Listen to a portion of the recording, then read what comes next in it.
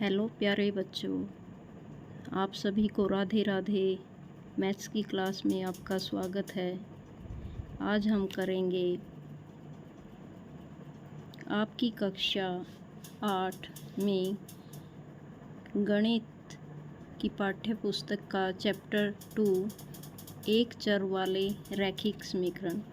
इस वीडियो में हम भाग 1 करेंगे, जिसमें चरों से संबंधित विभिन्न रैखिक समीकरण सोल्व करवाने का तरीका आप सभी को बताया जाएगा। आज हम बीजीय व्यंजक और समीकरण, जो कि बीजगणित के एक अभिन्न अंग माने जाते हैं, उन पर चर्चा करेंगे और उनको विस्तार से हल करने की विधि आपको बताएंगे। बीजीय व्यंजक तथा समीकरण, इंग्लिश में जिसको एक्सप्रेशन और इक्वेशन कहा जाता है। व्यंजक मीन्स क्या होता है? व्यंजक के अंदर चर और अचर राशियों को मिलाकर जिस व्यंजक का निर्माण होता है वो एक व्यंजक बीजीय व्यंजक कहलाता है। चर मतलब x y z type English alphabets इसमें लिए जाते हैं, और अचर राशियों में हमारे न्यूमेरिकल डिजिट्स, जो अंक गणित मान होते हैं, अंक गणितीय संख्याएं होती हैं, उनको लिया जाता है। और बीजीय व्यंजक क्या कहलाता है? इनके मेल से बनी संख्याओं को बीजीय व्यंजक बोला जाता है। जैसे हमने 4x + 9 लिखा, या 2x लिखा, या 9 + 13x लिखा। यहाँ x की पावर हम सिर्फ 1 में ही बात करेंगे। फिर हमारे पास आता है समीकरण। समीकरण में हमारे पास क्या होता है? चर होते हैं, अचर होते हैं, साथ में दायां पक्ष और बायां पक्ष शामिल होता है, और बीच में समता चिन्ह बराबर के चिन्ह को बोला जाता है। अब हम डिस्कस करते हैं चर संख्या के बारे में। चर संख्या, वैसे तो हमारा बीजगणित 6th क्लास से स्टार्ट हो जाता है। उसमें हम स्टार्टिंग में यही अध्ययन करते हैं चर और अचर राशियों का, और उनको मिलाकर बीजीय व्यंजक जो बनते हैं उनका 6th क्लास में अध्ययन किया जाता है। अब हम 8th क्लास में इन चर और अचर राशियों को जोड़कर जो समीकरण बनती है, उनमें चर का मान किस प्रकार प्राप्त करेंगे वो हम निकालने का तरीका 8th क्लास में सीखेंगे। चर संख्या, सबसे पहले हम चर संख्या को थोड़ा विस्तार से बताते हैं। वह संख्या जिसका मान बदलता है उस संख्या को चर राशि कहा जाता है। चर मीन्स इंग्लिश में हम क्या बोलते हैं? वेरिएबल। और वेरिएबल कौन सी राशि होती है? जो चेंज होती रहती है। For example x y z, ये सभी क्या हैं? हमारी चर राशियां हैं। यहाँ हमने x - 4 = 0 किया, तो यहाँ x की कितनी वैल्यू रखने पर दोनों जो साइड हैं, दायां पक्ष बायां पक्ष, इक्वल हो जाते हैं। अगर हम x की जगह 4 रख देते हैं, 4 - 4, तो ये दोनों साइड इक्वल होती हैं। इसी प्रकार यदि हम इस समीकरण को x चरण में ही इस प्रकार लिखें, x - 6 = 0, फिर यहाँ x हमें 4 की बजाय 6 रखना पड़ेगा। इसलिए x का मान यहाँ पर अकॉर्डिंग टू स्टेटमेंट चेंज होता है, इसलिए इसको हम चर संख्या कहते हैं। नाउ हम डिस्कस करते हैं अचर संख्या।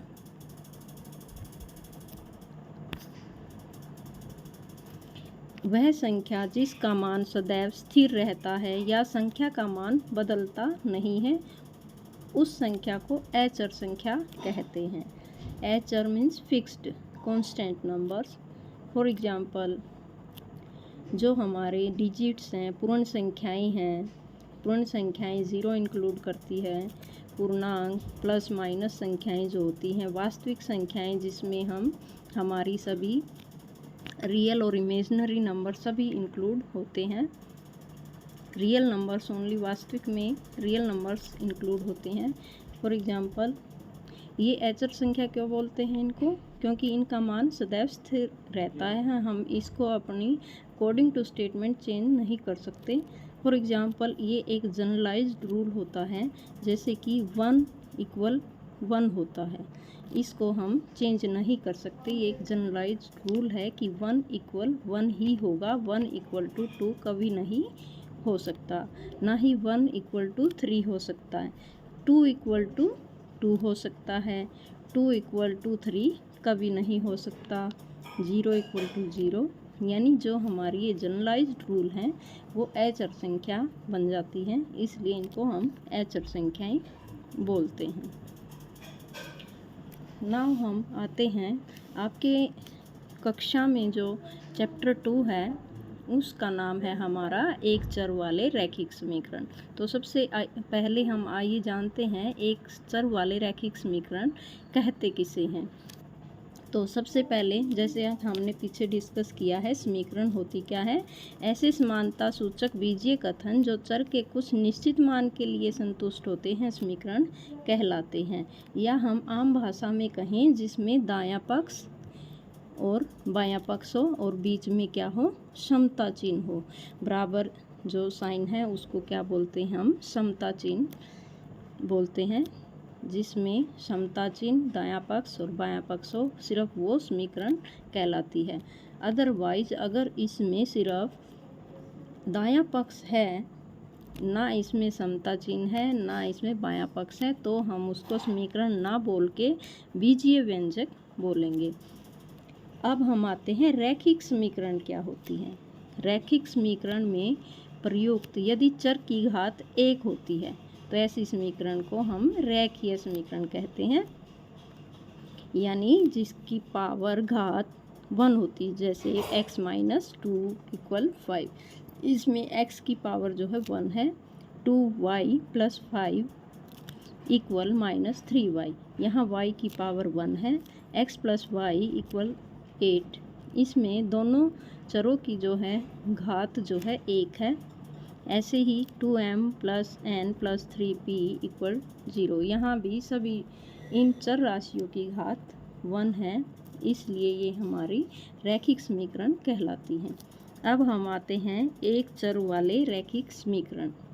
इन दोनों को कंबाइन करके ऐसा रैखिक समीकरण जिसमें सिर्फ एक ही प्रकार का चर प्रयुक्त हो, जिसमें जैसे ये हमारे पास था 2m + n + 3p, इसमें हमारे पास 3 चर हैं, लेकिन तुम्हारे सिलेबस में सिर्फ वो आएगा जिसमें एक चर वाली रैखिक समीकरण होंगी, जैसे कि x - 2 = 5।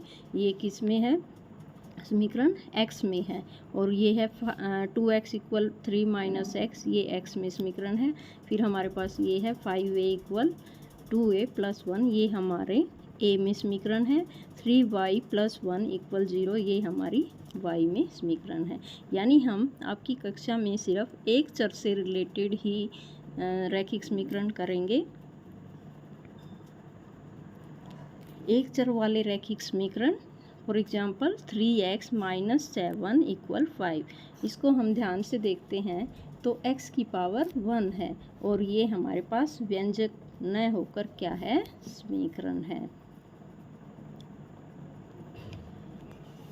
तो प्यारे बच्चों, अब आपको पता लग ही गया होगा कि यहाँ 2x + 5 = 9 है, तो x इसमें चर है, ये हमारा इक्वल साइन बराबर चिन्ह है। इसको हम दायां पक्ष बोलते हैं, इसको हम बायां पक्ष बोलते हैं।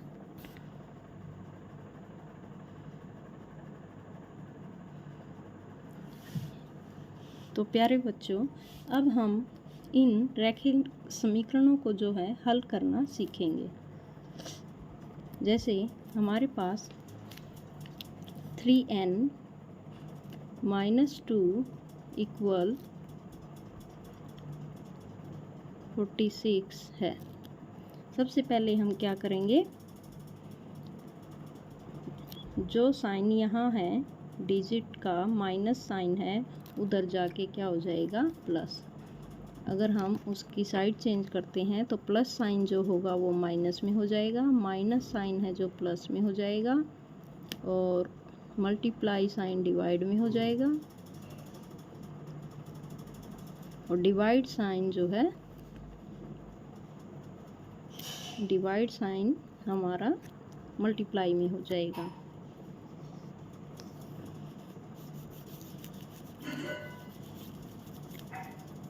अब हम इसको सोल्व करना सीखेंगे। हमारे पास है 3n - 2 = 46। सबसे पहले हम 2 को उधर लेके जाएंगे तो 3n हो जाएगा हमारा 46।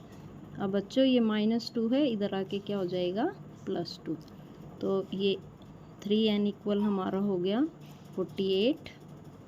और नेक्स्ट बार में जैसे 3 और n की यहाँ मल्टीप्लाई है, 3 यहाँ मल्टीप्लाई में है तो उधर जाके क्या हो जाएगा डिवाइड में हो जाएगा। तो हम 48 को 3 से डिवाइड अगर करते हैं तो कितना आ जाता है 16 आ जाता है। तो यानी n की वैल्यू हमारी यहाँ 16 आ जाती है, और ये चर की वैल्यू हमारा आंसर आ गया। इसका मतलब हमें पहले सिर्फ यहाँ साइन देखने हैं।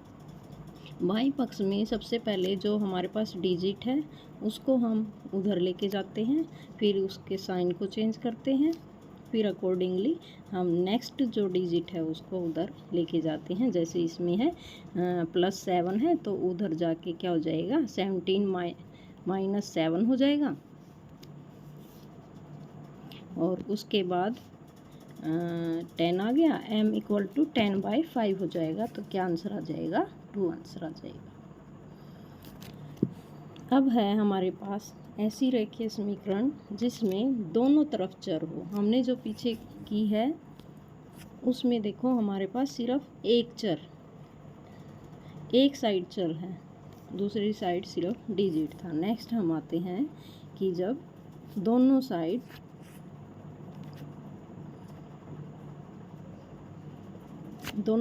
चर है तो हम उसको कैसे सोल्व करते हैं। तो सबसे पहले हम चरों को एक साइड करते हैं 4x। तो जैसे 2x प्लस है, यहाँ पे कुछ भी साइन नहीं है, इट मीन्स क्या है ये प्लस है, इसको इधर लेके आएंगे तो क्या हो जाएगा -2x। और डिजिट हैं जो एक साइड कर लेते हैं, यहाँ +4 है तो +4। इन क्वेश्चंस को सोल्व करते टाइम आप सभी को यही ध्यान रखना है कि इसके आगे कौन सा साइन है, और साइन अगर माइनस है तो उसको हमें छोड़ना नहीं है, उसको लेके चलना है। -6 है तो इधर आके क्या हो जाएगा +6। 4x - 2x हमारे पास आ गया 2x = ये हमारा आ गया 10। और नेक्स्ट बार में x = कितना आ जाएगा 10/2 हो गया, ये कितना आ गया 5 आंसर आ गया। इट मीन्स हमें दोनों साइड अगर चर हैं तो कैसे सोल्व करना है। सबसे पहले हम चरों को कंबाइन करते हैं, फिर डिजिट को कंबाइन करते हैं, और फिर हम चर की वैल्यू निकाल लेते हैं। अब हमारे पास है अगर चर भिन्न के रूप में हो तो हम उसको कैसे सोल्व करेंगे। तो उसका तरीका हमारे पास क्या है, हम एलसीएम लेके इसको सोल्व करेंगे। जैसे यहाँ पे 2 और 3 का एलसीएम 6 है, 6 को हम 2 से डिवाइड करेंगे तो ये 3 आ गया, 3 × x 3x, प्लस साइन है बीच में, 6 को 3 से डिवाइड करेंगे 2 आ गया, 2 और x 2x = 10। फिर हम कितने हो गए ये 5x = क्या हो गया, ये 5x है, 6 यहाँ डिवाइड है तो उधर मल्टीप्लाई हो जाएगा। तो नेक्स्ट हमारा आ जाएगा ये 5x = 60, x = 60/5। इट मीन्स हमारी x की वैल्यू आ गई 12। ये हमारा आंसर आ गया 12। तो हमें भिन्न वाले चरों को कैसे सोल्व करना है उनका लघुत्तम लेके। तो प्यारे बच्चों, आपने आज चर संख्याओं में चर की वैल्यू कैसे निकालते हैं ये सब सीखा है। आज के लिए हम आपको एक वर्कशीट इन्हीं क्वेश्चनों से रिलेटेड देते हैं। इनको अपने गृह कार्य के रूप में आपको सोल्व करना है और इनको ट्राई करना है। आशा करती हूँ आप सभी को ये वीडियो पसंद आई होगी। आप सभी को धन्यवाद। सभी को राधे राधे।